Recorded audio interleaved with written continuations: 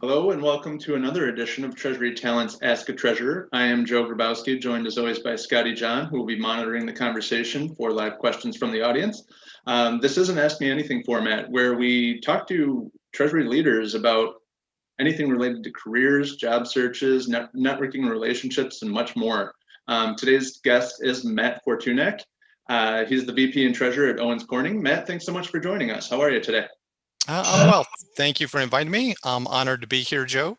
And I'm also pleased as a Michigan State University graduate to see the Spartan on the wall behind you. Yeah, absolutely. We were talking about that a little bit earlier before, and definitely want to throw you a go green. It's not often. I usually run into the school down south, I guess we'll say, is more grads than anything else, but good to run into another Spartan. So again, open invite to the Treasury community. If you do have any questions, comments, anything that resonates with you today, please jump in. Our goal with this is to get you access to some of the industry's top treasurers that you won't find in panel conversations or events, anything else like that. This is your opportunity. We do have some preset questions that we're going to be talking to Matt or asking Matt, but please, if you have anything, jump in. Scotty is monitoring. So with that, Matt, you're officially on the hot seat. Lay it on me. How did you come into Treasury? What made you choose Treasury as your career? Yeah, so I came to Treasury at the suggestion of a mentor, actually.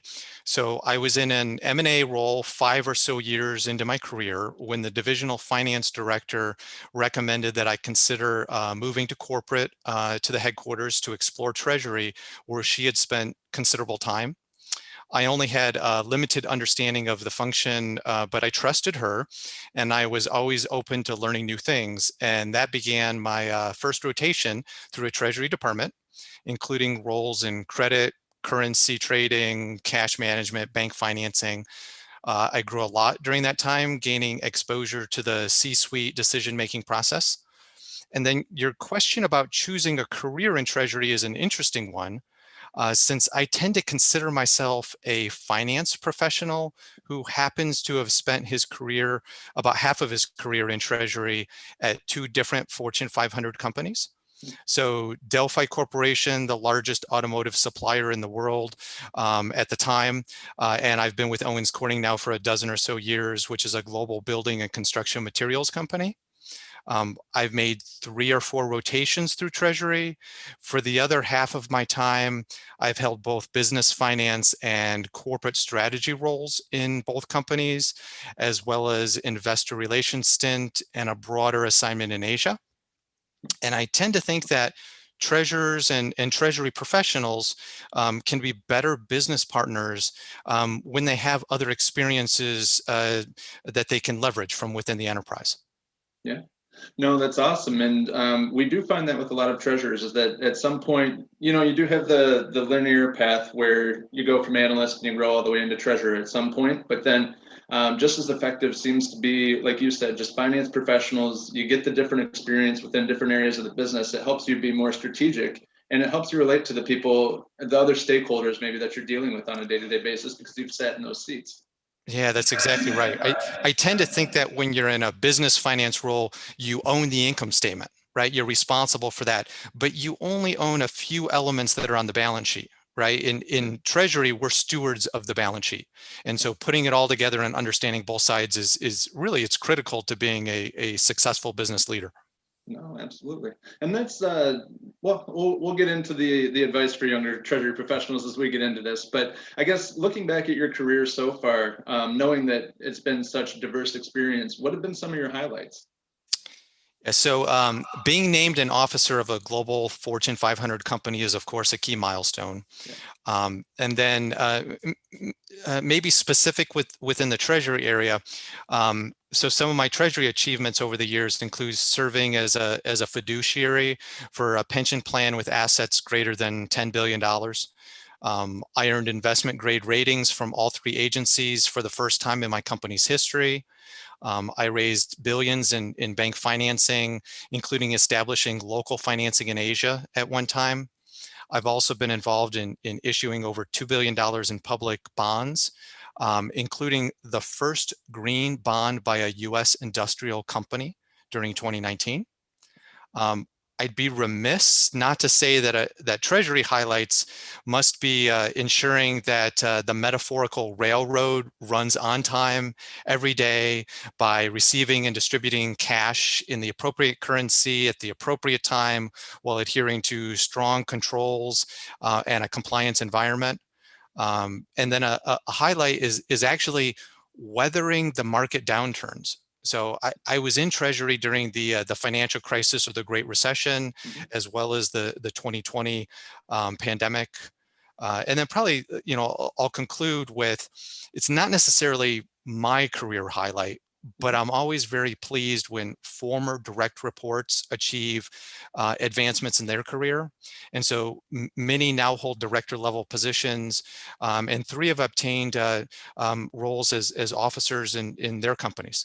Yeah, that's incredible. I mean, it's I think we were talking about this a little bit before, and we've talked about it with other treasurers as well, but that's a good sign of leadership is we tend to be sports people, at least for the most part, what I know about you. And you look at the NFL and coaching trees and everything else that comes along with it. The great coaches also have promoted the people from with underneath them. They become influential individuals in other organizations as well. And I think a lot of people, a lot of leaders don't take that very seriously or don't understand the gravity of that when you're producing leaders behind you. Yeah, no, exactly. I fully expect that someday I will probably report to somebody who reported to me at some time, right? Yeah. If you're really developing people in the right way, you have that mindset and you're willing to do that. Yeah. Yeah, and it's you have to squash your ego a little bit, right? And you got to be willing to play second fiddle, or at least give others due credit for their work and that type of stuff. But yeah, I mean, to me, knowing you for as long as I have, just we met 20-30 minutes ago. I mean, that's the mark of a great leader, and that's I just really appreciate that, because leadership is definitely a passion of mine. So I'm going to pause real quick. Scotty, do we have any questions from the audience so far? We don't have any questions, and obviously you've already solicited questions from the audience, Joe. I'd just like to reiterate, please, this is a great opportunity to, as Joe mentioned, to ask a great leader in the Treasury space pretty much anything you want. I mean, there's a few things I'll filter, but generally speaking, this is an ask me anything. So please pop your questions into the comments section, and we'll get them over to Matt. Awesome. Matt, I want to go back to what you had mentioned. You've experienced Treasury both during the GFC and, of course, over the course of the last year. Was there anything that prepared you, or anything anything that happened in the GFC that prepared you for this? Was this were you coming into this as a grizzled veteran, or like what are the differences or similarities? It's not a good question, sorry. It's just that it struck me that, hey, obviously you've seen upturns and downturns. Is there anything that helped you along the way? Yeah, no, actually, it's a really good question, because the 2 time periods are separated by a decade, right? So I was in a very different role earlier in my career during the financial crisis or the Great Recession, and I would say what I learned from somebody back at that time as well is that relationships matter. Right. So your teams matter. Providing, and things were very different this time in the pandemic and induced recession, but providing the flexibility for each person to be efficient with their situation is important while staying connected to each other. And then relationships also extend to your lenders, right? So if you're in a treasury role, liquidity it's one of the most critical things, but it's based on the relationships that you have with your lenders. So fortunately, Owens Corning's end markets weathered the Q2 of 2020 probably better than many industries, yet I actively connected with all my lenders on a very frequent basis in case it ever were to become necessary to add additional financing or draw in some way. So they knew what was happening to me, and I knew I could count on them when it was necessary. Yeah, no, that's tremendous advice. And we talk, obviously being in the recruiting space, we talk a lot about networking and relationships, and just maintaining the relationships after you form them, right? Because you never know when you might have to tap someone on the shoulder, or if you're thinking of someone else and you have that good relationship in place, they're going to be looking out for you at the same time. Naturally, your bankers are going to, but there are different levels of banking relationships and service provider relationships too. That's right. There's interactions and then there's relationships, right? Yeah. And relationships are built on consistent interactions with people that you prefer to connect with on an ongoing basis. Yeah, no, that's great advice and great insight. Thank you for that. And I guess along those lines, let's take you back to coming out of Michigan State, MBA, newish in the career, I guess we'll say. What are, you're starting to enter the Treasury space. What's the advice you wish you had that you'd give to yourself now? Yeah. Okay. So, where to start? So you may have to stop me if I ramble, but so I guess some of the things is, stay curious, ask questions, learn from every experience, right? So become comfortable at being uncomfortable. Yeah. So push your boundaries and accept new challenges. I mean, that's how I ended up in Treasury. Yeah. Trust others early on, right? Particularly when you make your early career decisions, right? And choosing between where to move and things of that nature. Create informal mentorships of people from which to learn. Yeah. And along those lines, seek out and accept feedback. Okay. And what I mean by that is don't be dismissive or defensive when you hear difficult feedback, right? Either accept the situation or make a conscious effort to change. Yeah. So, and, maybe a few other things, accuracy is important, but when you come out of an academic environment, right, you want to be precise. And in the real world, accuracy is important, but precision is a luxury that is often not worth the time, right?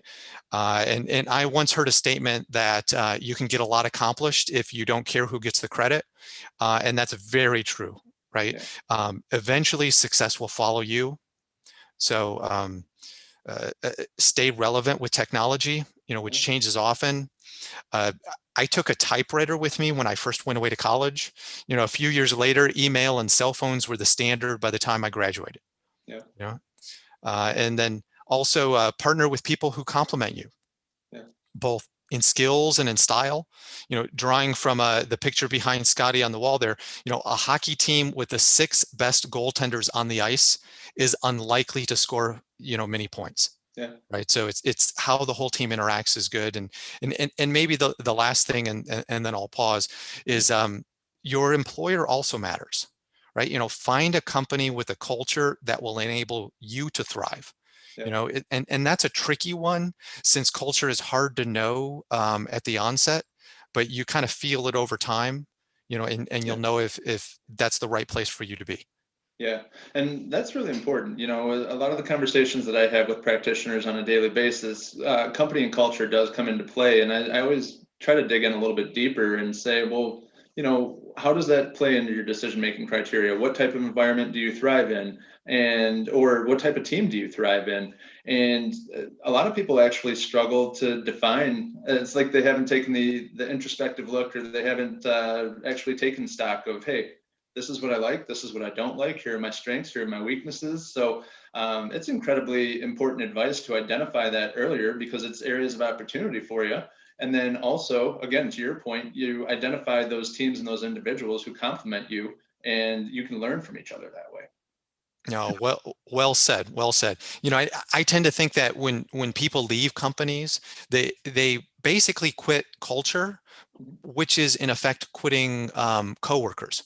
Right. If you're not complementing, learning and doing different things and growing together, then it's not a good fit. I once worked for somebody who had told me, he said, always be growing, whether that's the top line, the bottom line, your product offering, your teams, or yourself.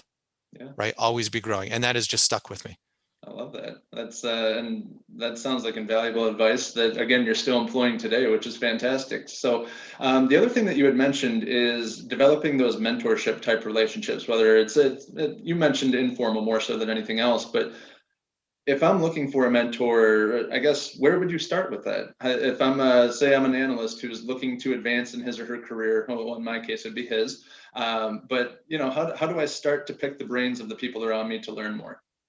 Yeah, I think earlier in your career, mentorship will likely you want mentors who have experience that may be different than yours, right? So somebody who's experienced Treasury if you've never been in Treasury, or the opposite, right? If the listeners today are mostly Treasury professionals, maybe seek out mentors who have spent their finance careers in business. And that way you can learn from those experiences. Later on, as you become a bigger leader and have that foundational knowledge, you'll seek out mentors who have a similar leadership style to yours, so you can figure out how they've been successful and how they've leveraged things so you can stay true to yourself while being a better leader. And I guess I would say to people as well, don't be afraid to approach people. Right. So everybody is an expert on themselves, and most welcome the opportunity to share their story. Right. So if you think, oh, somebody won't have the time to mentor me, mentors will gain from the mentees through the conversations as well. So perhaps maybe my best advice here would be that you find someone willing to talk to you. When you find somebody willing to talk to you as a mentor, you should take ownership for the relationship, right? You set the logistics, you set the calendar time, you bring initially the topics to the conversation, ask questions. If you make it easy on the mentor to engage with you, they're more likely to stay engaged and continue to have that relationship as time goes on.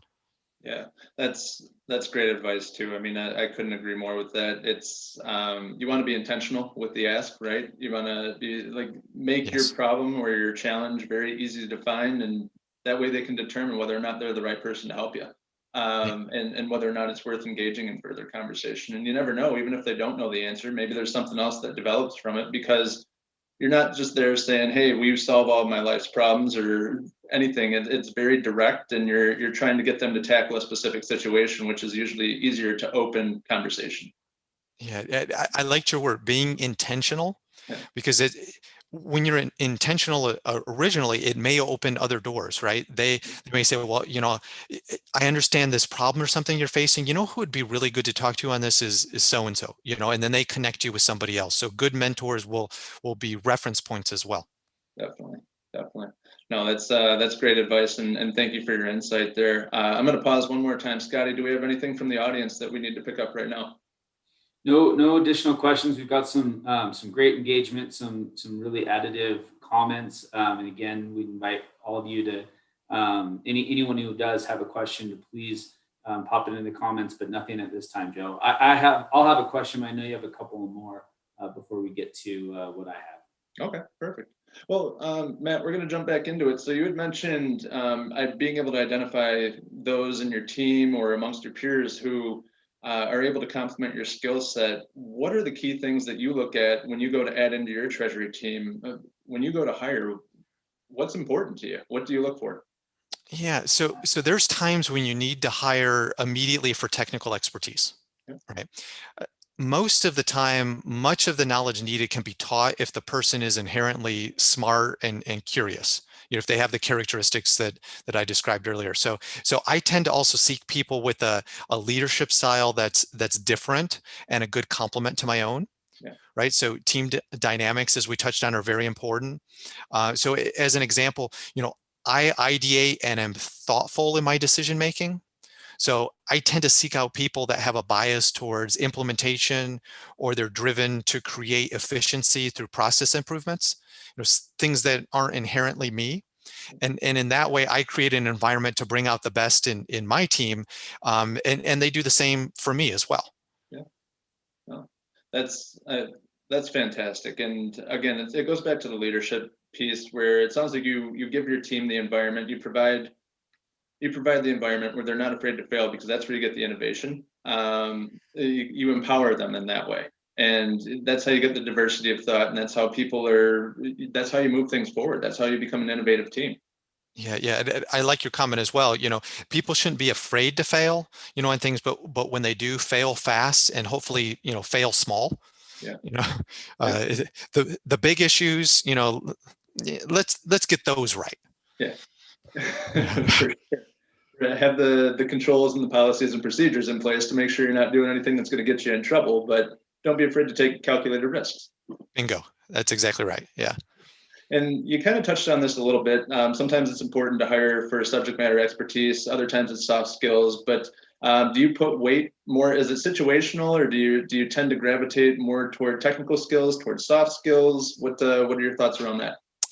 Yeah, so very situational, I would say. It depends what the opening is for.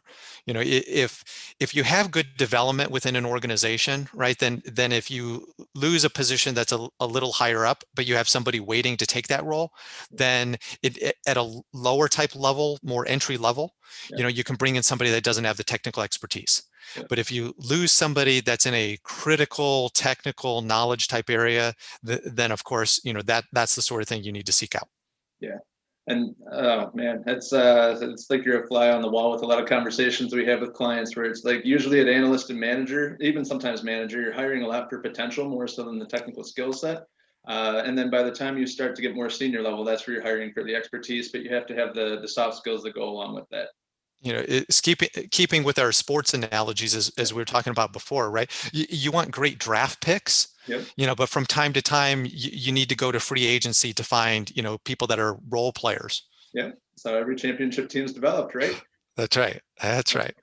Without trying to get you in trouble with the AFP, do you put any weight behind the CTP or the CFA when you're going to make hiring decisions? We get this question a lot from practitioners.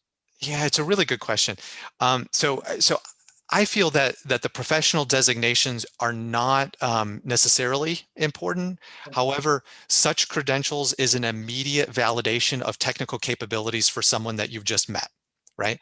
And it also indicates a personality type, right? Somebody who's willing to invest in themselves. Yep. Yeah.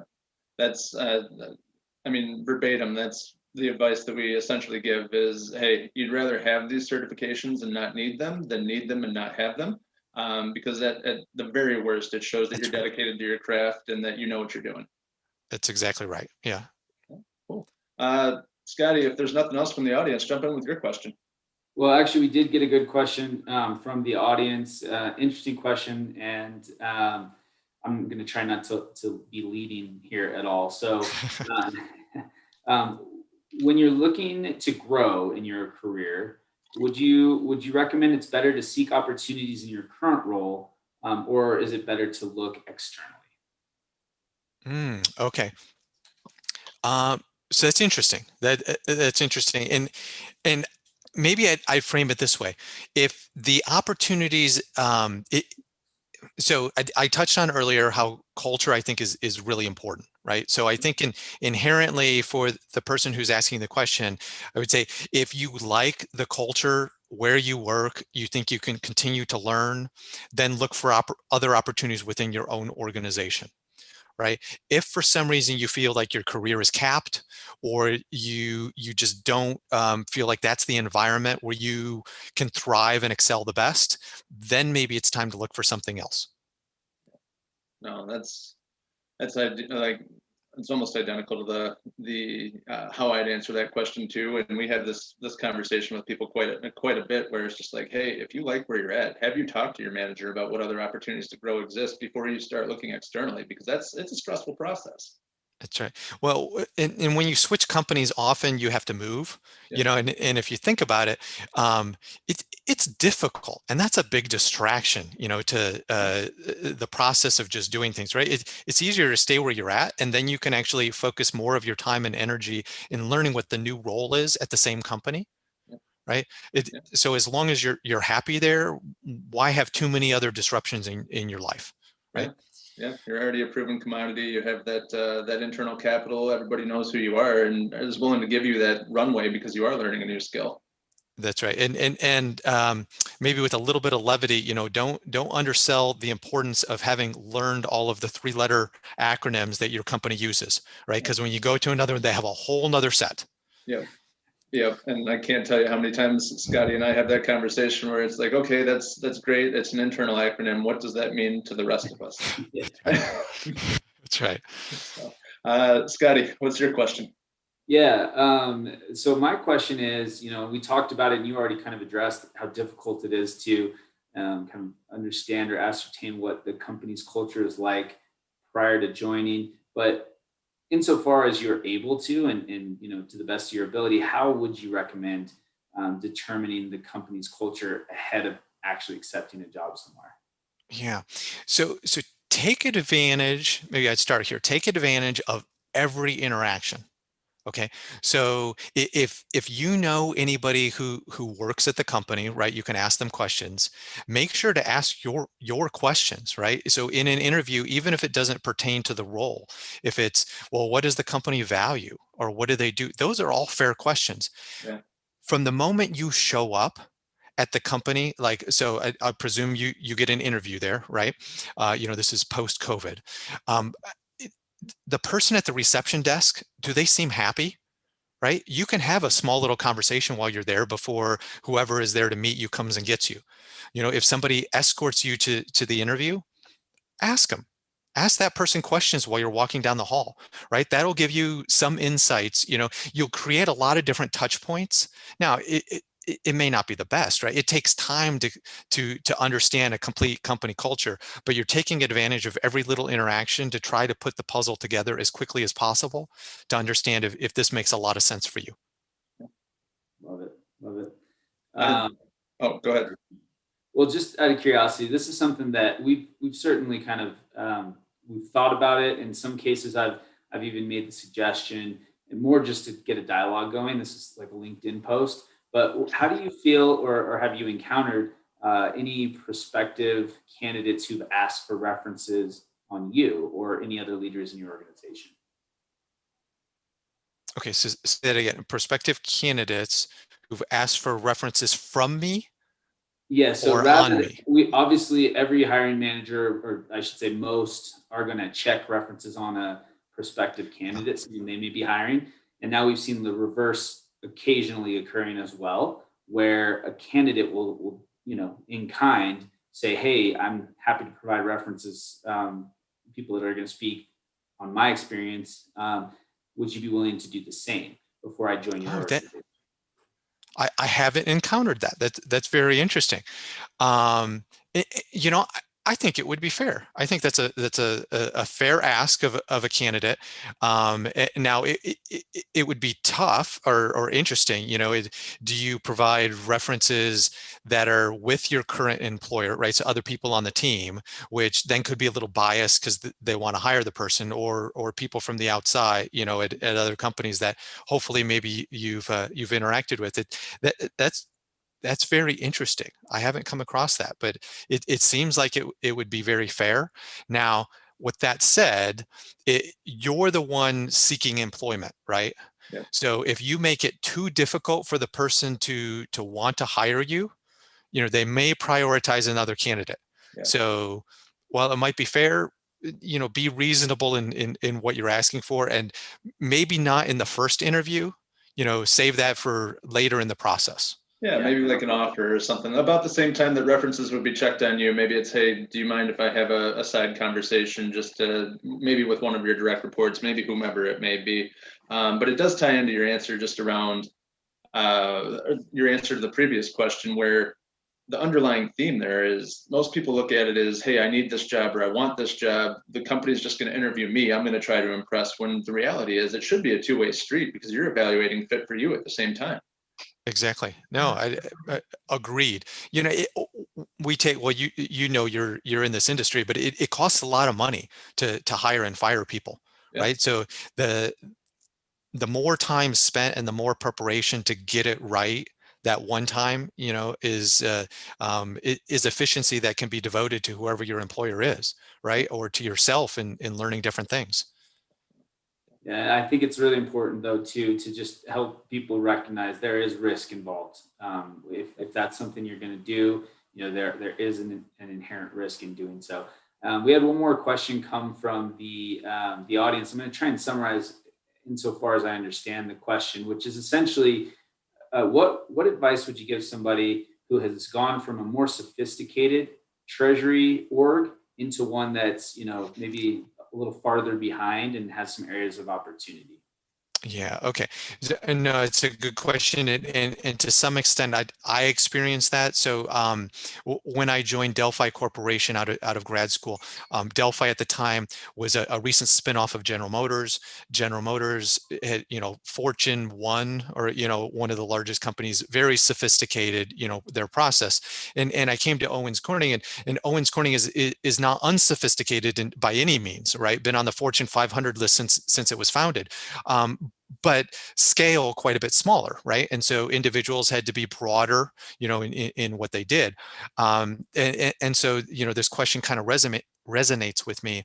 Um, so I would think about it this way. Oftentimes you've heard people say, "Hey, I'm always a firefighter," putting out fires and reacting to things. And what I say is I kind of turn it around. And in Treasury, we've got a lot of project-based stuff, right? Sometimes there's a bank financing that has to happen. But in your lull time between the projects, go be a fire starter, right? So how can you get more efficient or do something different? Because then the next time you have a project, right, you can handle it even better, right? And so connect with other people. If you have a background that it was done differently, more efficiently, more, using your word, more sophisticated somewhere else, implement that when you have the time to start that fire and pursue that path. Awesome. I think that's very insightful, and I certainly appreciate that answer. So thank you for sharing. Scotty, do we have anything else from the audience? We do. It's funny now, we're starting to get them flowing in here. So I just want to check in, Matt. We should have done this at the top of the hour here. But do you have another appointment you need to get to? Because we do have a handful more questions coming. No, I'm good to stay on. We're all having fun. We can continue this. Love it. This is fantastic. So this question, what advice would you give to someone in the middle of a job search? And the follow-up to it is, how would the concepts you describe help someone look for the next opportunity in Treasury? Let's just stick with that first question, if you don't mind, Matt. What advice would you give to someone in the middle of a job search? Yeah. Well, so I think beforehand, so it's always good to have a development plan. Okay, right. So I push people on my team to have a development plan. What are your strengths, weaknesses? What are you going to work on? What are your career aspirations? And I say that, and I introduce it now, because when you have a clear mind, and you don't know what the future is, you can set, these are the things that I think inherently are of value to me. Right. And you can even add on there, working for a company that has these sort of values or whatever, put as much into it as you want, so that when you are in the process of then looking for a role, later, you can refer back to that. How many times do you find somebody where, oh, there's an opening at this company, and then they start to rationalize that, oh yeah, I've always wanted to work for them because of X, Y, and Z. Right. And so it's good to have that clear thinking before you're in the middle of the search itself. Right now, the individual who asked the question is obviously in the search, so they would have to try to extract themselves in some way and say, what is it I'm looking for in terms of growth opportunities or specifics on the role or type of coworkers, and if you can extract that and try to be true to yourself and answer some of those questions, then it might be easier when you're evaluating opportunities. Yeah, I think that's great advice. As you mentioned, like most Treasury practitioners consider themselves firefighters because there are no shortage of fires to put out, right? But even if you have nothing else to do at the moment but look for a new job, you have to pull yourself from that fire for a minute to take a look at the rest of the forest and take a strategic look at it. Exactly. No. Yep. Good thoughts.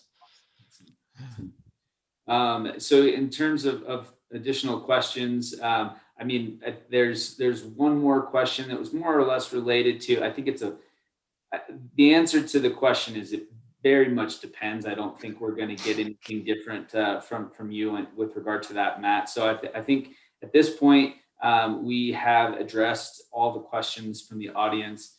So Joe, I think you can wrap us up here. All right. Well, Matt, thank you very much for joining us. We certainly appreciate the time. I hope it was a good experience for you.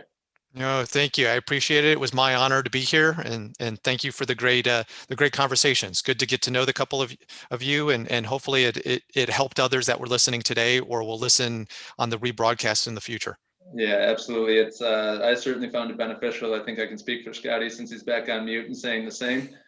Treasury community, thanks for joining us as always. This is Ask a Treasurer. It will be on Simon's LinkedIn profile and our YouTube page every Friday. On Mondays, we have Ask a Treasury Recruiter, and on Wednesdays, LinkedIn Live conversations with practitioners. With that, we'll let you go. Thanks for tuning in.